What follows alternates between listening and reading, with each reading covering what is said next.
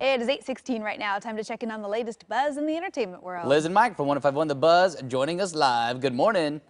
Morning. Morning, guys. Good Morning. morning. All right. So the Wheel of Fortune may have somebody else to spin it to open up the show. It sounds like. So. Yeah, say it ain't so. Pat Sajak, huh? He may be nearing the end.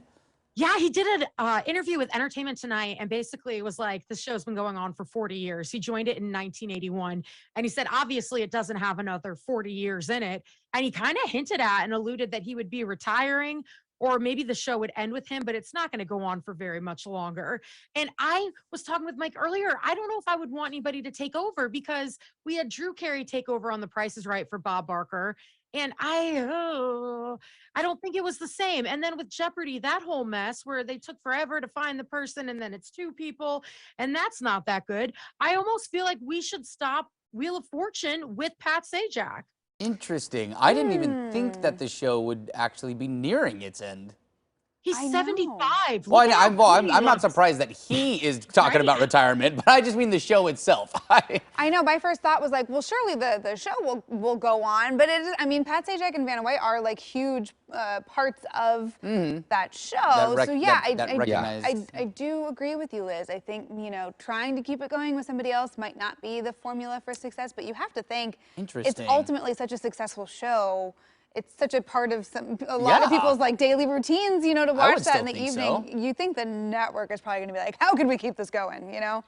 Yeah, but to Liz's point, I mean, if we're all being honest, The Price is Right and Jeopardy are definitely not the same anymore. And I just can't imagine that Wheel of Fortune would even be the same. And if Pat Sajak goes, Vanna's got to go at the same time. Like, there's no way that one of them can hang on and try and keep that thing together while the other one is being replaced. Yeah. You know, they had Vanna fill in a couple times, and I thought she did a great job. Ooh, for Pat I do disagree. I actually saw. I thought it was awkward. Where my controversial opinion comes in is he's had a lot of stuff with his daughter on the show. She took over social media. She's been featured here and there. I just hope they don't choose his daughter, because that nepotism is a little too far for me. I agree with that too. I agree with that too. It was during the course of the pandemic, like I tuned into a few other episodes of Wheel of Fortune and Jeopardy that I hadn't really watched in a long time. So that was about a year ago or so, and I saw both of those situations, Liz, with Pat's daughter come in and Vanna host, and like I thought all of it was cringy. I didn't like any of it. It's not your fave. No.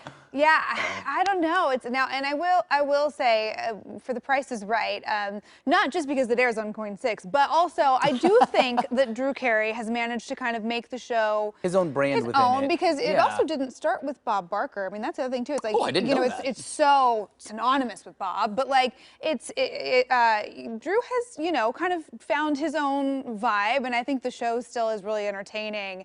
I don't know that there's as much to Wheel of Fortune that it would like still be entertaining without Pat Sajak, without that host who can really keep it going, you know? And he's very snarky. You know, a lot of people don't have that skill. They might be afraid to get in there and just be snarky. He can have a sharp tongue. Which is hysterical. Yeah.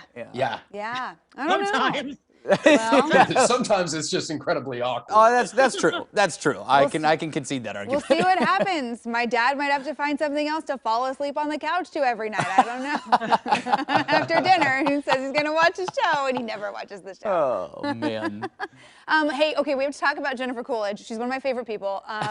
She just made headlines recently for her fun Emmys dance when she accepted her award, but now she's making headlines for a hospital stay. What happened? A spray tan emergency took place. What? So she did an interview with Allure. So I'm going to use her words, okay? They're hers, not mine. Can you do it with her voice? Gosh, no, I wish. Give us your best Jennifer Coolidge impression. When she was filming White Lotus, the first time she went to Hawaii, she didn't want to look like, quote unquote, a big white marshmallow. So she decided to spray tan before she got on the plane. And the entire flight, she's like, something didn't feel right. Something felt wrong. My body, something was happening. And so as soon as she landed, they ended up having to take her to the hospital. And she had an allergic reaction to the spray tan. And she said in the past like 8 years or so, there's different makeups that give her reactions, and her eyes will just start watering. And I never really thought about that. I know, like, you can get like rashes and stuff, but like a full-blown reaction off of a spray tan. Oh, I got a really bad reaction to deodorant one time. I'd used the brand before, but it was a different scent. and they were out of my usual one. I just bought a different one. I put it on. 30 seconds later, hives. Really? Hives all over my chest and back and arms. I was like, what's happening to me? And that would be so scary to be on a plane and like feel like you can't, like, what do you do? That's tough. Yeah. Stuck there.